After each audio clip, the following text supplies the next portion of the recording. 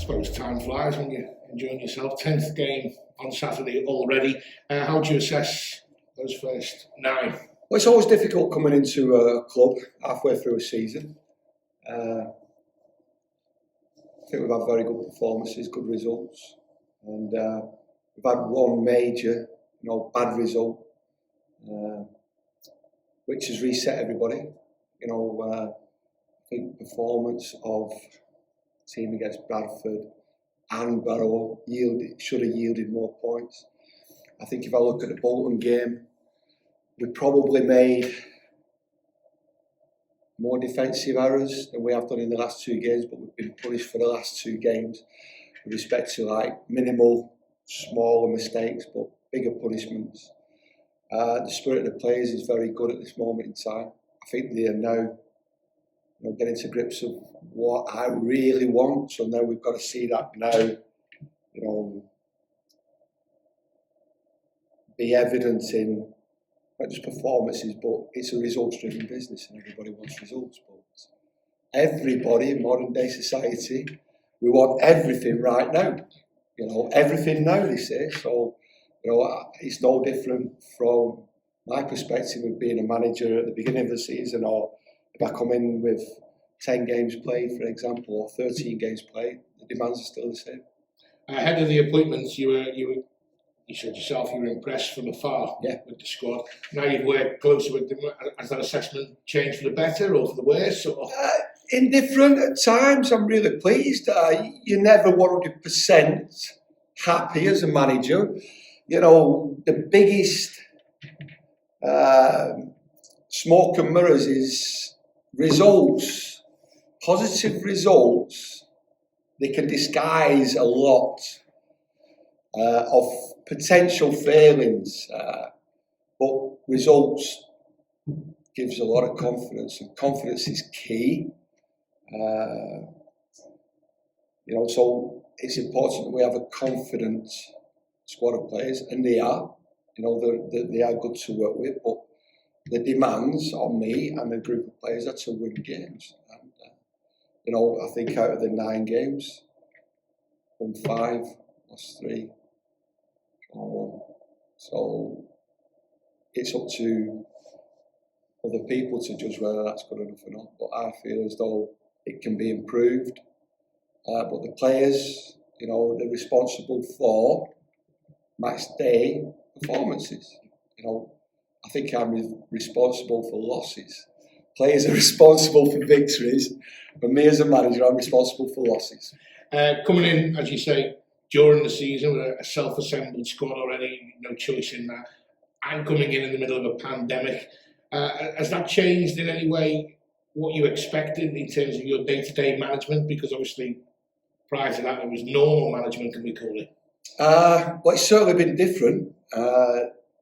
The amount of games that we've had, it gives me less time to try and put my identity on individuals' expectations and the team itself. It's very difficult. We don't spend enough time out on the training pitch because of the amount of games that we've got, recovery games. A lot of what you want to do as a manager, your DNA, your imprint that you want to put on a squad is done pre-season. You get 6 to 8 weeks of this is how we're going to play, this is what we're going to do. And I've taken over, what has already been established through Jacko and part established through Dorsey. And once I become permanent manager, the unhappy players that were here, whether you're losing under Jacko or whether you're winning under, Dorsey, they now have a manager who they can go to with the problems. Still a very busy period, 2 games a week.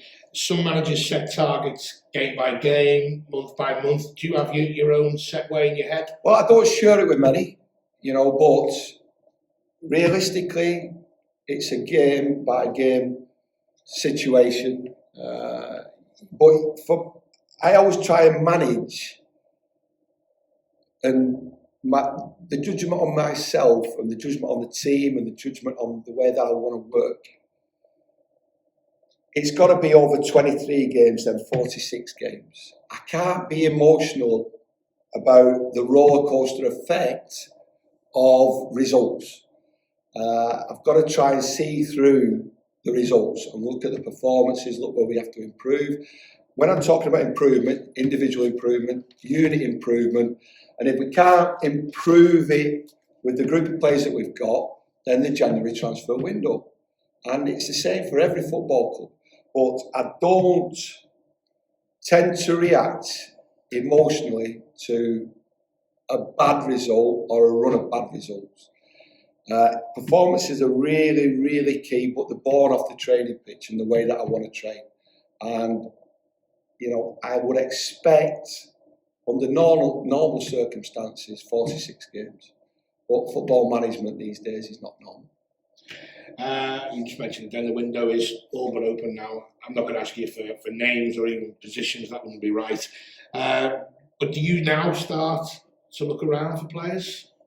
I think you've always got to be aware. You've always got to try and improve. You've always got to be aware that players within your squad might not suit what you want to do. They might want to leave. You know, there's a hell of a lot that goes on behind the window of the week that gets you to match day. Match day is the one window where the supporters and fans see the product. To get there, you know, and it's not always a positive product. To get there is very, very difficult. It takes a lot of planning. There's a lot of problems. There's a lot of great things that happen. And you want it all to come together on a Saturday. If it doesn't, then there's big questions to be asked.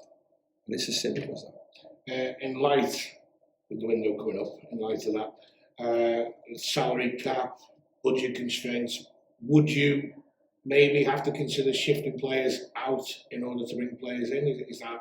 It's always a potential. As a manager, whether you're Jurgen Klopp, Pep, you're always looking to improve, and sometimes that means trading. So we can't carry under the wage cap system, the salary cap management system, too many players. I would hope that all League Two football clubs are adhering to the rules. I'm not too sure whether that's going to be the case. But you want a level playing field, you know, and I'm happy to work within the budget. But if we feel as though there's a need to get players in to improve us, automatically it will probably mean players needing to leave. Colchester this weekend, no winning 5 for them. Is it a good time to play them, or sometimes can that be a bad time to play them? It's a good time to play a game. It's as simple as that. You know, that's what we work all week for. We work hard all week. You know, the players do, the staff do, to try and get as many points as we can against Colchester. You know, if they'd been top of the league and flying, I still think it would have represented a good challenge, a solid challenge for us. We should be a match for anybody, you know, in League Two. But there's no football snobbery. There can't be. You know, we've got to make sure that we deal with this season, League Two, having gone through the consequences of being demoted last season. So we have to deal with it. We have to deal with it better than probably Portsmouth did, you know, before they got promoted back from League Two to League One. And on other teams who've been there as well. So it's something that we have to deal with over these 46 games of this season. And how are we looking ahead of the weekend? I know Manny missed out on Tuesday with a bit of tendinitis, I think it was. Well, he's got continual tendinitis. You know, the weather doesn't help. And we just got to, again, assess, evaluate players on a daily basis. The amount of games that we've had, there is illness. We're still dealing with the pandemic and the consequences of that. You know, and it's an everyday thing. So I can't give too much away on players' availability. But, you know, the decision to pick and select a team is down to me. My choice, whether them players are 100% fit or, you know, maybe 90% fit. But I need to be able to, and I want to be able to trust all those players to represent the supporters. And that's all I do as a manager. Represent those supporters, those supporters' beliefs in the way that the game should be played to get as many points as we can. A final one from me, a bit of a blow to move into Tier 3. no fans again, just as we were getting used to seeing a few bums on seats. Yeah, it's unfortunate, but it's something that we have to deal with. You know, we know what tier we're in. A no sometimes is as good as a yes. At least we do know. There's not an inconsistency to it. It's very unfortunate. You know, we want the supporters in the stadium. We want the supporters to see the players up live. You know, and they will be back in the stadium, but we have to go through these hard times. It's like any journey in life, whether it's a football journey or your life's journey. The hardest part of your life normally brings the biggest, best rewards. And that's what we're looking for here.